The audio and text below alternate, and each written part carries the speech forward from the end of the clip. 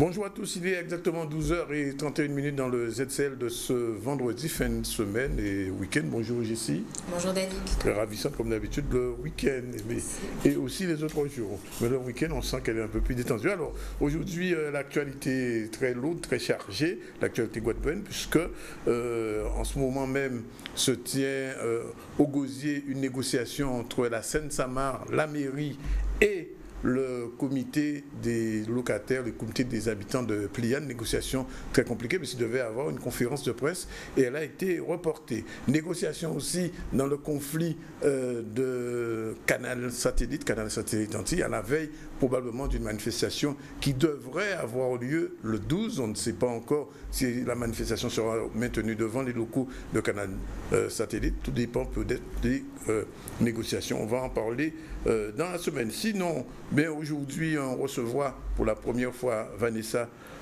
Félixin. Bonjour. Bonjour. Vanessa qui fera tous les 15 jours une chronique économique, l'économie pour tous. Elle va essayer justement de nous expliquer, et à vous aussi, des concepts économiques particulièrement compliqué, qu'elle va essayer avec pédagogie de nous expliquer tout ça, puisqu'aujourd'hui, elle nous parlera des sources de la croissance économique. Ce sera tout à l'heure. Bien, on va commencer les repères de l'actualité tout de suite avec Jessie. Merci Danick. Et Cap Excellence recevait la presse ce matin à la maison de la mangrove Taonaba aux Abîmes. Mieux informer la presse sur ces grands chantiers, c'était l'objectif principal de ce Didico. Non à la privatisation de la centrale géothermique de Bouillante, c'est le coup de gueule du collectif de défense du patrimoine géothermique de la Guadeloupe qui organisait ce matin à Jarry une conférence contre la vente de la centrale aux États-Unis. Et Harry Chalus rencontrait ce matin à Paris le ministre de la Ville, de la Jeunesse et des Sports, Patrick Caner. Une rencontre qui a permis de faire le point sur le coût total de la Coupe Davis et la rénovation des équipements sportifs en Guadeloupe. Bien, merci pour ces repères de l'actualité. On va vous retrouver tout à l'heure après notre chronique économique, cette première chronique. Alors, Vanessa Félixin, je vous dis bonjour, mais surtout, pourquoi avoir intitulé cette chronique l'économie pour tous? Eh bien, je suis étudiante en 3e année d'économie.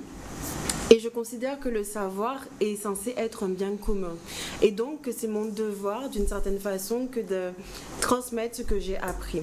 En fait, ce que j'observe en Guadeloupe, et même partout ailleurs, c'est qu'il y a un vrai dialogue entre les intellectuels et le pouvoir. Oui. Et que ceci peut emmener à ce que le peuple soit asservi sans même qu'il s'en rende compte, parce que d'une certaine façon, la connaissance amène à une certaine conscience et la conscience à une liberté. Tout à fait. Bien voilà, c'est donc dans ce cadre-là que désormais tous les 15 jours, Vanessa viendra le vendredi nous parler d'économie. Alors, première chose, c'est le problème de la croissance. Je crois qu'on va commencer par là, Vanessa. Oui, on commencera par la croissance parce que le courant dominant de toutes les économies, c'est le capitalisme. Et chaque territoire, chaque pays a pour objectif que de produire de la croissance. Oui. Alors, donc, dans le cas de la Guadeloupe, comment on va essayer de déterminer ce phénomène de croissance, probablement l'économie de la Guadeloupe, comment on peut la caractériser? Alors, la Guadeloupe est axée sur 3 grands secteurs. Oui. Donc, premièrement, nous avons le tourisme, ensuite l'agriculture et l'agroalimentaire.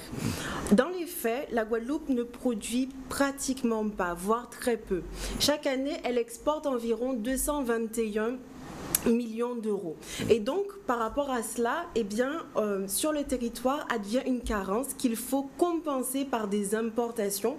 Et par année, nous avons à peu près 2,5 milliards d'euros qui sont investis justement dans ces importations pour pouvoir répondre aux besoins de la population.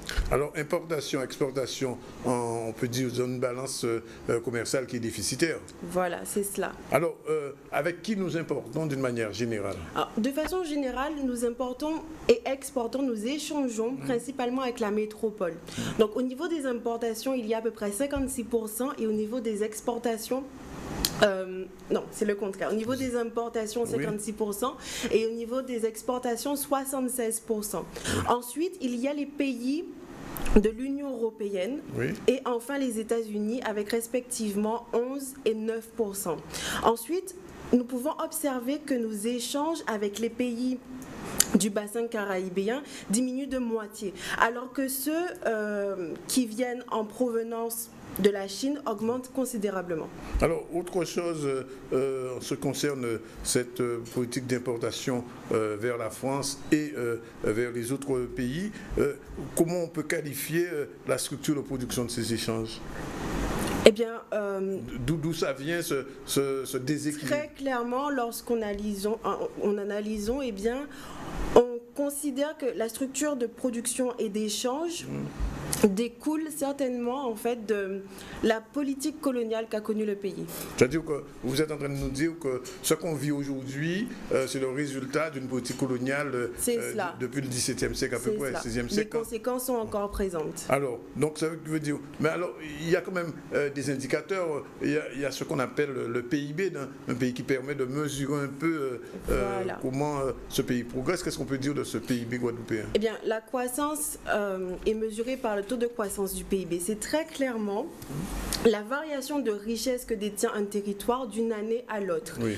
La Guadeloupe a un PIB qui s'élève à 8,1 milliards. Oui. Et par habitant, nous avons 20 163 euros de PIB par habitant, ce qui est nettement en dessous de la moyenne nationale qui est à 32 000.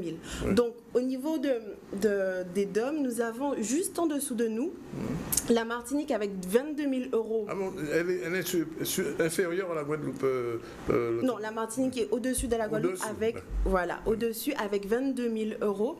Ensuite, juste en dessous de nous, on rencontre la Guyane, et la Réunion qui est à part égale, avec 20 000 et quelques toujours. Alors, il y a un autre phénomène qui est particulier à nos pays quand on parle d'économie, c'est ce que les gens comme vous, les économistes, taxent d'économie informelle. Ça c'est le terme générique, mais comment on peut qualifier, comment on peut expliquer ce qui se passe en Guadeloupe pour les gens, parce qu'il faut le savoir, les gens de votre génération qui ont entre 25 et 26 ans, en général, ils sont pour près de 60% au chômage, c'est à peu près le chiffre. Pourtant, la population globale, il y a plus de 30% de Guadeloupéens au chômage. Normalement, il devrait y avoir une révolution dans la Guadeloupe. Comment font-ils pour survivre? C'est cela. Eh bien, dans le calcul de la richesse d'un pays, il y a des activités qui ne sont pas prises en compte. Oui. On va parler des activités légales non déclarées. Oui. Eh bien, par exemple, ce sera une coiffeuse qui viendra chez moi. Oui. Ce sera, par exemple, je vis avec ma soeur et il y a ce gazon à couper. Bon, on n'a pas l'habitude de faire ça, donc on va appeler simplement le voisin qui a sa tondeuse. Et on lui dira, tiens, 40 €, viens couper l'herbe. Donc en fait, ceci est certainement ce qu'on appelle un peu travail au noir, d'une manière générale, j'aime pas tellement le terme. Et en Guadeloupe, c'est très répandu. D'où le fait que malgré le fait que nous atteignions 30% de chômage, il n'y a pas encore de guerre civile, d'explosion sociale. Il y a quand même un mouvement social assez chaud quand même. C'était en 2009.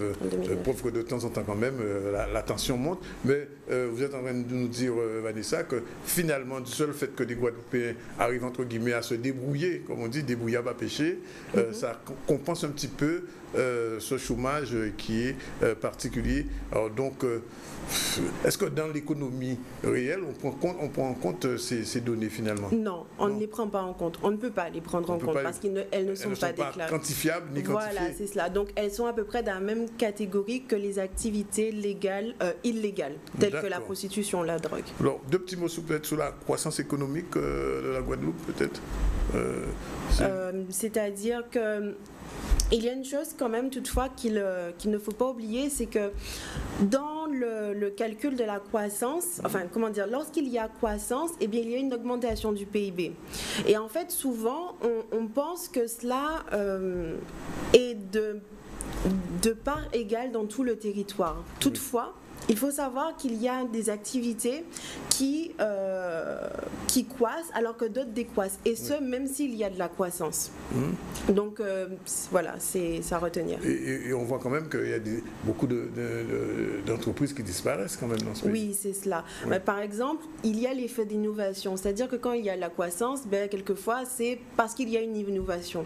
Eh bien, je peux prendre l'exemple simple, par exemple, de la cassette qu'on avait avant, dans les années 90, qui a disparu et qui a laissé place au DVD.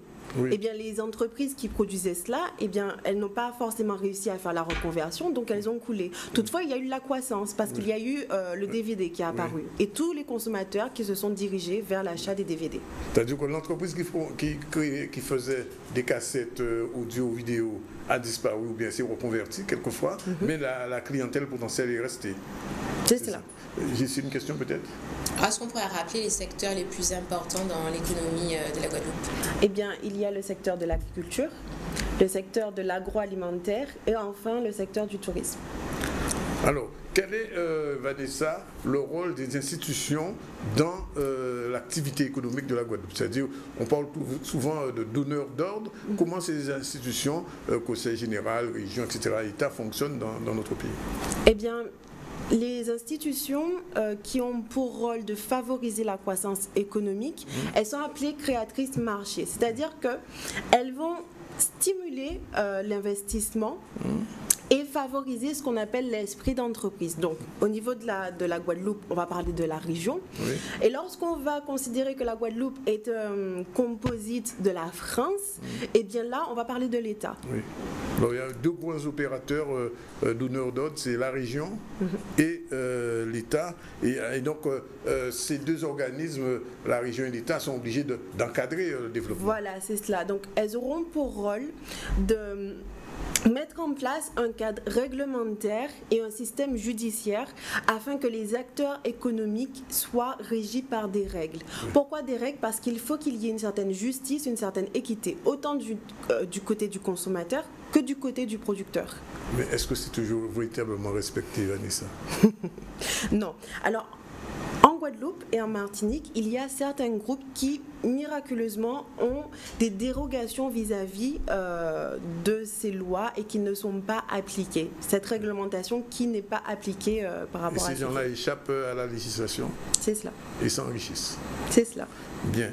Et ça aussi, est-ce que, pour revenir à ce que vous avez dit au début, c'est lié à la situation de la Guadeloupe par rapport à son histoire? En général, principalement, ce sont des clans familiaux qui ont obtenu cette puissance économique suite à l'abolition de l'esclavage en 1848.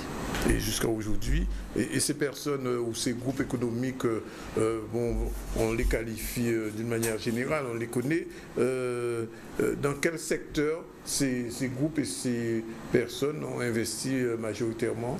Eh bien, ils détiennent des secteurs très importants qui pèsent énormément dans l'économie guadeloupéenne. On va parler du secteur de la grande distribution. Oui. Ils détiennent une grande part des transports et enfin des concessions automobiles. Oui.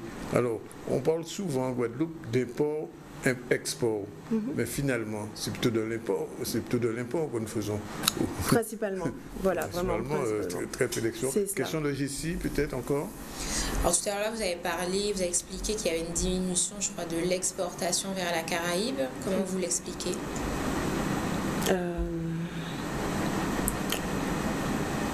Et en parallèle, une augmentation des importations venant de la Chine.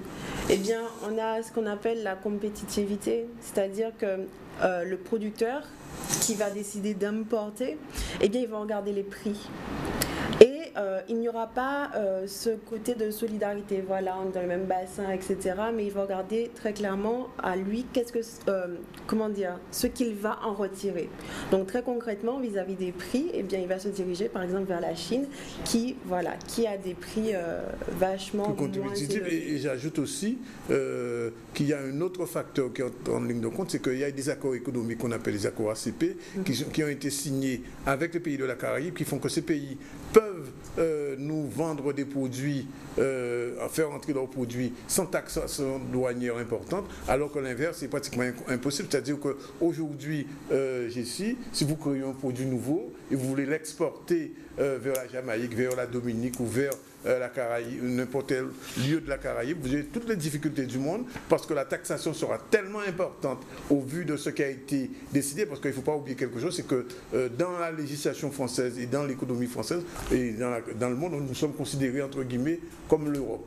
Alors, vu qu'on est l'Europe, on n'a pas les mêmes taux d'exportation vers les pays qui sont, entre guillemets, inférieur économiquement à ces pays-là, ce qui explique la difficulté aujourd'hui pour les pays de la Caraïbe de pouvoir, pour la Guadeloupe, d'exporter vers la Caraïbe. Par ailleurs, si on arrive, et un jour on en parlera avec Vanessa, si on arrive à entrer dans le marché commun de la Caraïbe, ce qu'on appelle la CARICOM, alors probablement ce qu'on appelle les negative lists vont disparaître et à ce moment-là, nous pourrons commercer très facilement avec les pays de la Caraïbe, mais pour l'instant, on en est vraiment encore loin. Alors, un dernier mot sur la relance, peut-être, Vanessa?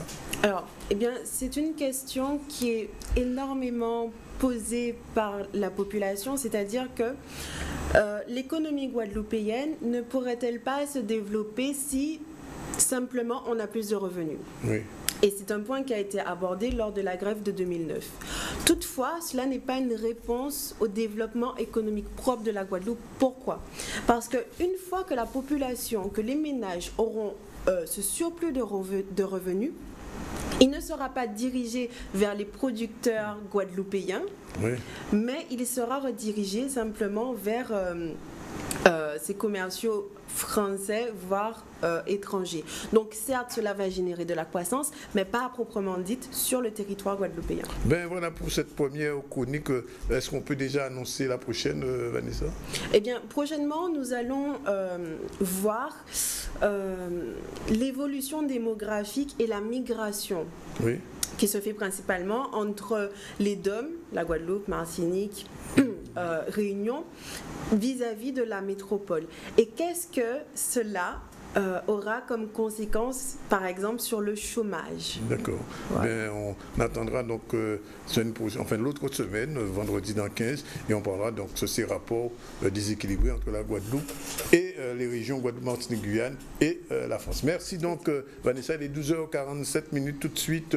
On va passer à la partie info de ce ZCL en rappelant que tout à l'heure nous aurons plaisir à recevoir nos confrères de la presse guadeloupéenne. Je vais parler de Jean-Claude Rode pour le Progrès social, Jacques Dancal pour les Nouvelles Semaines et Marie-Jacques pour le petit journal que j'ai en main et que je vais vous montrer avec sa une humoristique. Mais nous aurons l'occasion tout à l'heure d'y revenir. Tout de suite, ici, les news.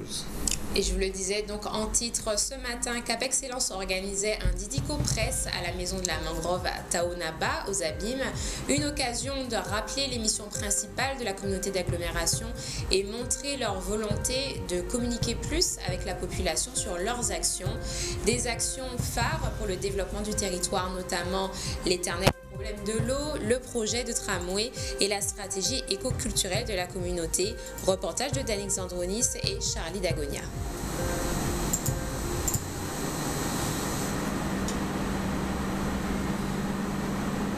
C'est toujours impliqué dans ce syndicat, dans la problématique d'une recherche d'une simplification, d'une unité dans un premier temps, mais aujourd'hui, je l'ai fait constater dernièrement, lors de la réunion qui s'est tenue à Cité des Métiers, avec tout le monde. Bon, il faut être réaliste, on ne va pas s'entendre pour un syndicat unique. Marie-Galante veut rester de son côté, compte tenu du coût de production sur le continent, plus fort que chez eux. Il y a des communautés d'agglomération qui veulent travailler avec le SIAG, d'autres qui ne veulent pas travailler avec le SIAG, qui veulent travailler ex nihilo, sur du neuf. Donc on a au moins 3 points de vue. Donc il faut essayer de réduire les 7 ou 8 intervenants en matière d'eau à ces 3 points de vue. Donc on aura au moins une simplification. Et demain, si on peut arriver à un syndicat unique, on se donnera le temps pour le faire. Mais d'ores et déjà, on peut simplifier, simplifions. Et nous, pour notre part, Cap Excellence, nous sommes partie prenante avec le Nord et le Sud de Basse-Terre pour créer ce syndicat mixte ouvert sur les problématiques de l'eau, mais particulièrement sur les investissements liés au renouvellement des réseaux vétustes. Parce que c'est là où se situe le gaspillage, c'est là où les déperditions, parfois à hauteur de 70% de l'eau produite, s'effectuent. Donc c'est là où le bas blesse, c'est là où il faut corriger les choses. Alors le tram, c'est un gros projet aussi qui a reçu l'aval en 2e position au niveau d'un concours national, 28 millions d'euros. Mais le coût du tram, en tout cas, sa première partie, Abîmes, Pointe-à-Pitre, Bimao, cette colonne vertébrale qui va, dans le cadre de concert développement de transport multimodal, va permettre d'irriguer davantage cette conurbation avec le CMT à Cap Excellence, coûte 330 millions à peu près. On mettra des différents partenaires sont à même nous aider à hauteur de 150 millions. Il faudra donc aussi regarder dans le cadre du programme européen qui va jusqu'en 2020, si on peut nous inscrire pour bénéficier de fonds européens importants. Le reste pour être complété par l'emploi.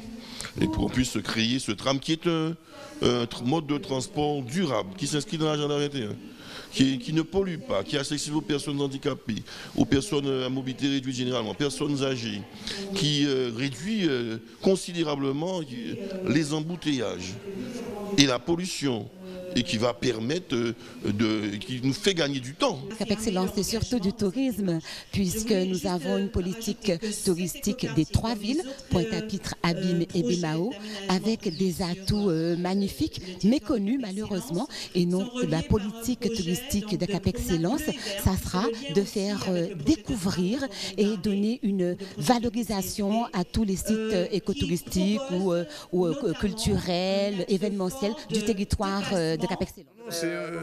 Non, il y a des accords économiques. Bouillante ce matin, la centrale géothermique de la commune est en train d'être vendue à l'entreprise Ormat Technologies, basée aux États-Unis.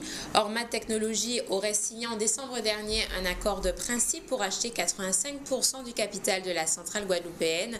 Pourquoi l'État vend-elle cette centrale alors que la géothermie peut devenir une forme importante d'énergie pour notre futur proche?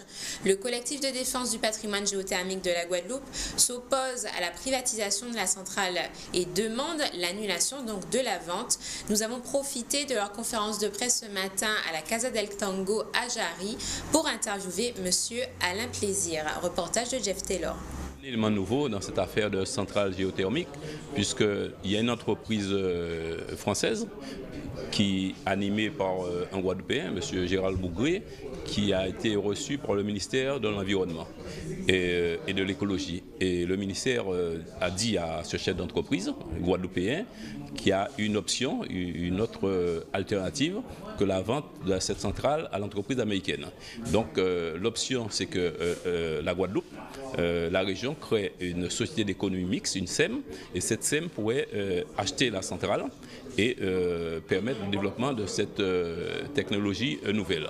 Donc nous disons que au lieu de vendre le patrimoine de la Guadeloupe à une entreprise étrangère, il vaut mieux que ce patrimoine reste en Guadeloupe et reste géré par les Guadeloupéens parce qu'on a besoin des énergies renouvelables pour notre développement. Donc nous faisons appel au président de région pour répondre à cette initiative en créant cette société d'économie mixte qui pourrait acheter cette centrale parce que cette centrale n'est pas si chère puisqu'elle est vendue aux Américains pour la somme de 52 millions d'euros.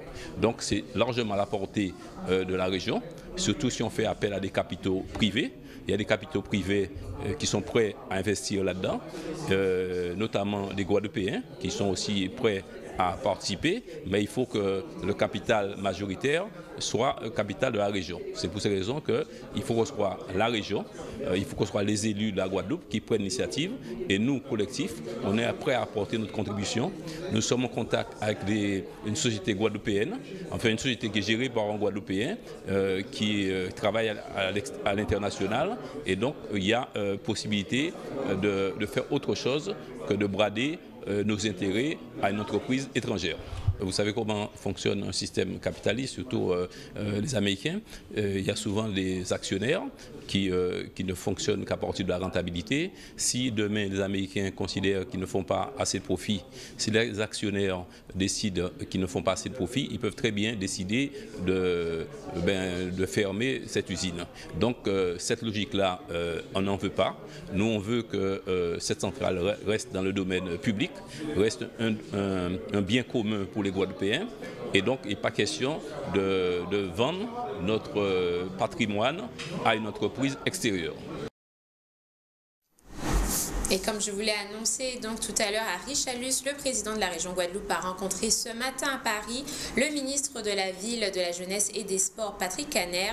Leur entretien a porté sur les frais engagés par la région pour le premier tour de la Coupe Davis qui s'élève à 3,5 millions d'euros. Il était question également de préciser le niveau d'intervention de l'État dans le financement de la rénovation des équipements sportifs dans notre région. Reportage de notre correspondant à Paris, Maurice Cessé. Enfin, déjà, j'ai rencontré avec mes collaborateurs les deux, Patrice Caner et aussi Thierry Bayard. Nous avons entamé effectivement un bilan sur la Coupe Davis, comme il vous l'a dit, qui s'est très bien passé. Et ils étaient très satisfaits de l'organisation, de l'implication de la région et surtout des techniciens de la région et des Guadeloupéens sur cette manifestation. Le deuxième point, c'était un point financier. Donc nous avons remis au ministre les factures que les entreprises nous ont données. Aujourd'hui, nous pouvons dire et affirmer que ça nous a coûté vraiment 3,5 millions investis par la région, plus les 500 000 euros de fonctionnement que la Fédération française avait mis en place. Donc ils sont en train d'étudier actuellement comment voir pour pouvoir nous accompagner. Ils se sont engagés, nous allons recevoir... L'État vous avait promis, hein, Oui, ils l'ont promis, c'est cette raison qu'il nous a reçus aujourd'hui. On devait se voir depuis une quinzaine de jours, mais il y a une question de temps voilà, et d'agenda. Et là, les deux m'ont promis aujourd'hui que l'État sera à nos côtés pour pouvoir accompagner la région déjà sur les infrastructures sportives de la Guadeloupe. Nous avons remis un peu les demandes des communes de la Guadeloupe en matière d'amélioration, rénovation, construction, en matière d'infrastructures sportives. Et effectivement, nous avons constaté aujourd'hui, chose dite, chose écrite, que parmi les régions et départements d'outre-mer, la Guadeloupe est encore en retrait, en arrière sur le CNDS, des fonds qui existaient. Quand la Guyane a consommé près de 14 millions de 2006 à 2015, la Guadeloupe n'a consommé que 5 millions. Ça a été de faire le point de cette extraordinaire manifestation qui a eu lieu en Guadeloupe, le tour de la Coupe Davis où la France a été victorieuse, le point sur le plan sportif, mais aussi le point sur le plan financier.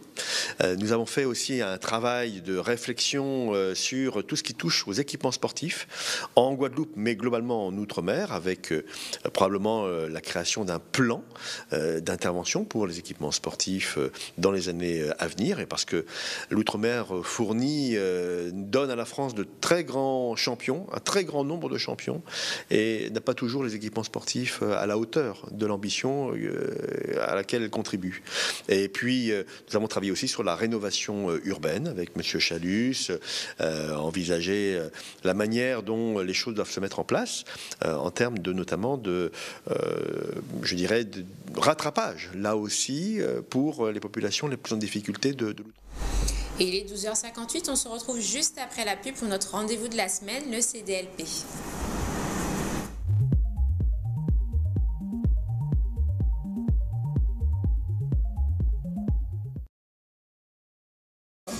Laisse ta place, laisse ta place. Tu as l'antenne. Oui, voilà, il est pratiquement 13h49. Je vous ai dit, on va parler de Beauport, puisque les nuits de Beauport, enfin l'animation qui était prévue dans cette structure du Nord Grande Terre va reprendre, et de la plus belle des manières, puisque toute une série de manifestations sont prévues. On reçoit Madame Raki, qui nous a fait l'honneur de venir aujourd'hui parler de structure de Beauport. Alors, deux petits mots, puisqu'on vous a entendu pratiquement sur tous les médias, vous êtes en campagne de promo, on va le dire comme ça. Qu'est-ce qui se passe à Beauport, Madame Raki? Alors, en ce moment, à Beauport, nous sommes en train de préparer la quinzaine de la Cannes. Oui. Donc, quinzaine de la Cannes, c'est qui bitait, hein, c'est par rapport à la situation, nous avons trouvé nous à l'ancienne usine. Nous avons trouvé nous aussi dans un territoire qui n'y conne. Alors à ce moment-là, ça, nous décidé de mettre en place quinzaine de la Cannes, comme avant, on était qu'à payer les ouvriers tous les 15 jours. Et c'est ça, nous venons pour nous raconter peuple là. Qui c'est ça qui fait quinzaine de la Cannes là? Expliquez-nous ça, Timon. Alors, quinzaine de la Cannes là, en fait, ici, plusieurs dates. Déjà, nous ni le lundi, qui vient là, le 11 avril, nous avons une conférence de presse pour nous, en fin de compte, c'est une démarche nous avons fait chaque année. Nous avons invité toutes les presses, dont les autres naturellement. Et à un moment-là, ça, qui s'est presse écrite aussi. Et nous avons lancé quinzaine de la Cannes. Nous avons dit qu'on s'est mis, il démarrait et nous avons proposé tel bulletin. Alors, le mercredi 13 avril, nous avons joué à Timoun. Nous avons des nevers à des aides de l'après-midi, nous avons des jeux traditionnels alentour à ce Timoun-là. Et nous avons aussi l'après-midi, nous avons un compte.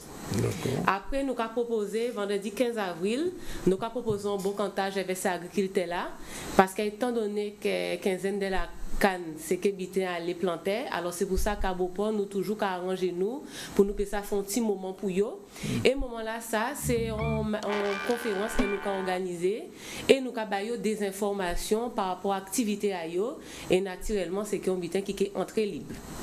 Après le dimanche, nous avons le 17 avril, nous avons naturellement déjeuner champêtre là. En quel laissé mémé qui est parlé de déjeuner champêtre là, mais en fin de compte, les matins, Terra Festival a proposé des projections de films, qu'il y a à peu près 4 projections de films qui ont duré 14 minutes à peu près, et à un moment là, ça, c'est des gens qui étaient acteurs en vie à la Guadeloupe, alors qu'à nous fait, nous décidons de faire un lionnage, d'autant plus que nous avons M. Rosan Mounien qui est là, et qui est un membre et qui dit important, c'est un ancien syndicaliste, et effectivement, et militer, eh bien voilà, effectivement. Alors que laissez Mémé parler des déjeuners. Alors Mémé, bonjour. Alors, déjeuner champêtre à bonne nuit, qui j'ai alors, et en que commencer par dire toute la Guadeloupe bonjour. Oui. Et merci à Canal 10 de recevoir nous. Pas de problème. Moi, en se mentionnant dans Emilienne, dites Mémé, c'est-à-dire en président à les amis des anciens de Beauport. Depuis 2008, en son ouvrier agricole de longue date de Beauport, de l'agriculture, mais à la demande du pays de la Canne, nous montons une association. Nous montons une association depuis 2008 avec les anciens, c'est-à-dire c'est des patrimoines vivants. Donc chaque année, nous avons fêté un programme avec les anciens et en partenariat avec Pays de la Canne. Alors l'année là, ça, comme c'est la quinzaine de Cannes, nous avons profité, nous intégrer à des manifestations là, ça, nous avons fait un déjeuner champêtre. D'ailleurs, tout le monde qui s'est intéressé, nous avons invité, nous avons déjeuner champêtre avec on coudité, boudin, colombo de cabri, dalle, riz. Est-ce que Kenny Jitkan? Kenny Jitkan, Kenny Wom, à l'entrée, que tu n'y as apéritif au choix parce que c'est un pays de la Canne obligé ni Wom, Kenny Jitkan, ensuite que nous avons un plat de salade et boudin, ensuite que tu n'y plat de résistant, riz, dalle et colombo de cabri, ou du moins poisson frit, pois, riz, dessert, fruits de saison. Mais bébé mange tout ça. 20 euros pour 20 euros tout seul. Alors nous commandons à toute la population du Nord-Grand-Terre de venir donner un coup de main pour encadrer les amis et les anciens, que les bienvenus et que passent une agréable journée. Et en même temps, en cas profiter moi peut dire, M. Rosan Mounier, c'était secrétaire général à l'UGTG qui connaît tout problème à Cannes, mais un ancien avait au conseil syndical. Donc, si vous voulez, c'est pas trop au moins presque. Nous connaissons en milité pas mal de temps à l'UGTG avait lutté à l'Union des travailleurs agricoles. Donc, c'est pour cela qu'en là, en tant que président des amis et des anciens au pays de la Canne. Voilà un petit peu. Oui, bien même. Alors, moi, il faut me demander qui on a butin. Est-ce que tu traînes à Cannes, nous que vous voyez à Beauport? Alors, oui, parce que quand tout le monde savait, voilà, tu es en maintenance. Et là, tu traînes là, qui a redémarré lundi aussi, 11 avril. Il a redémarré. Et en fin de compte, c'est vrai que c'était un gros travail. Hein. Et des gens qui tiennent aussi à envoyer une belle force, ses collègues à moi au niveau service technique là. Parce qu'effectivement, nous pas niveau ferré en Guadeloupe, donc c'est un travail qui était raide à faire parce que nous pas tenu le matériel nécessaire pour. Donc c'est pour ça qu'on voyait des gens gros force bayo. Et normalement, en fin avait programme là, nous ni aussi le mercredi 20 avril nous avons un grand marché. Un grand marché que nous marché agricole. Nous avons aussi même jour là sans balade savoureuse. C'est que qui bitin, c'est que nous avons à déguster un qui produit qui fait à base de canne. Par exemple. Mais quand on peut comme exemple. Oui, pas rien qui jette mais font pas on a trois exemples pour y ça pas envie venir. Alors en cas de voiler un seul bitin, képé dégusté poule avec et mélasse là. Ah bon? Pour les mélasses? Ah, pas bon plus que ça. Bon, d'accord. Il faut voir ça même. Et en fin de compte, nous avons fait une quinzaine de la canne là, vendredi 22 avril. Elle va signer Causé Canne là. Alors, signer Causé Canne, c'est qu'un petit moment, nous avons passé un film. Alors, ça qu'a fait à 19h. Film là, c'est que Selma. Et à un moment là, ça après, ça qui est intéressant, c'est qu'il y a un moment de partage et d'échange à propos des films là. Ça. Alors, juste une question. J'ai peut-être une question, peut-être? Allez-y, tu peux poser. Oui, alors, juste une question. Est-ce qu'après 15 ans, ça tout bien mort? Mais non, tout bien pas. Non, commandez. Non. Parce que c'est ouvert balance, pour un. Non, en fait, quand il a dit, au moment là, ça, c'est chaque année à Casanou où que tu veux la quinzaine de la canne. D'accord. Après, nous avons venu, nous avons parti avril-mai, nous avons continué à fonctionner. Parce qu'il faut nous savoir aussi que Beauport, c'est tous les jours qu'il a fonctionné. Du lundi au lundi, nous avons balade en train. Nous avons aussi des animations que nous avons proposées pour les clients. Et nous avons aussi visite à musée là que nous avons fait. Là aussi, nous avons fait tout ce qui est groupe, parce que nous avons recevoir en lot scolaire. Nous avons fait aussi tout ça qui est location d'espace. Nous avons fait aussi tout ça qui est hébergement. Donc, c'est pas après quinzaine de la canne, ça n'a pas fini. C'est pour nous, c'est la vie qui a déroulé. C'est un système qui a tourné. Dernier point avant de partir, est-ce que vous avez souvent le tourisme? Alors oui, nous recevons le tourisme. Alors c'est vrai que comme train la pâté là, nous venons nous trouver que nous tenions anti diminution, anti baisse, ça qui est normal parce que c'est quand même ça c'était quand même produit d'appel là. Mais par rapport à ça, service animation là responsable en fait mettre en place balade en charrette qui aussi tenu autant succès parce que ça vraiment authentique des vrais qu'on a refait parcours en charrette pour projeter dans le passé vrai gens ça t'est qu'à passer et ça aussi c'est un bien qui était bien. Donc ça qui est bien à Beauport, c'est que là nous rencontrons des difficultés, nous avons toujours pallié à ça de façon à ce que le client a toujours satisfait. Ah ben Radzot, merci de venir. On a trouvé très joke qui m'aimait. Et en cas que on ira faire un petit tour. Ah bah oui, il faut. Il faut faire un petit tour, une force. Les gens qui regardent nous, qui bastent, qui la pointe, qui de l'autre côté, rendez-vous. Premier rendez-vous là, nous premier là seulement. Premier rendez-vous là, c'est une conférence de presse. Oui, d'accord. Deuxième rendez-vous là, c'est mercredi 13 avril, c'est jour à Timoun. C'est que jouer à Timoun. Ensuite, nous ni pour les agriculteurs et en cas profiter de l'antenne là aussi. Pour moi, lancer un appel pour les agriculteurs vendredi 15 avril à 15h, nous avons un échange. Alors, échange là, juste si on peut permettre moins pour.